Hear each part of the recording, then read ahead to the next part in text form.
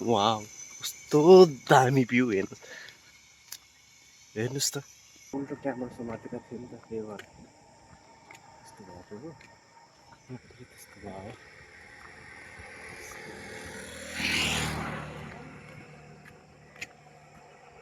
धान कस्तो पाकेको छ हेरी त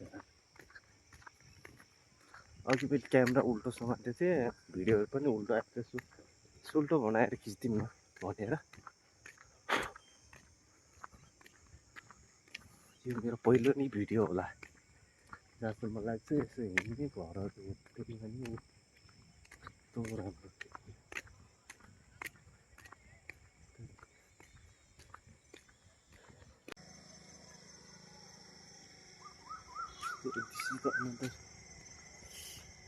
सो हिँड्दै गएर चाहिँ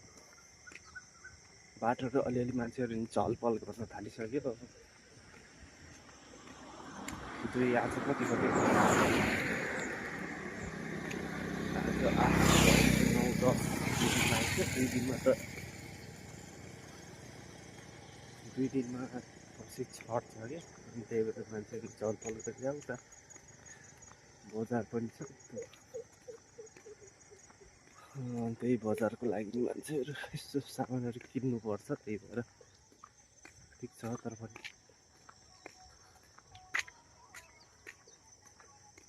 उता बबाले ठाउँ देखाउँछु है तपाईँहरूले लु हेर्नु त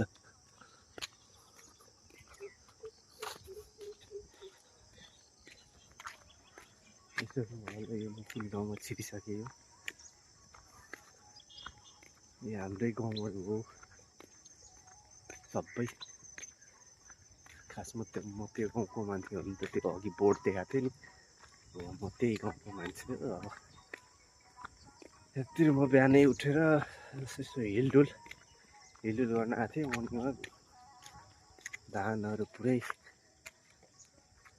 पाकिसकेको छ कस्तो छ बबाले तरिकाले पाक्नु हो कि है म पनि अब बिस्तारै बिस्तारै जान्छु जहाँ हेऱ्यो त्यहाँ धान हुन्छ है धान भने के हेर्नु बाइकमा के लान्छ मान्छे त बजार छ मान्छे हिँड्ने गर्छ सो त्यही हो अब मेरो पनि भिडियो अब सकिने बेला भइसक्यो जस्ट सबैतिर एक फन्को घुमाएर तपाईँहरूलाई नै देखाइदिइसकेँ मैले त्यस्तै हो साथी त्यो बनाउँदै जाने बिस्तारै अरू के नै गर्न सकिन्छ र मान्छे पनि आइरहेको छ जे पनि चलपल नै हुन्छ मान्छेहरू पुरै हँसिया लिएर धानसार काट्ने यताउता गर्ने सब धानहरू काट्ने त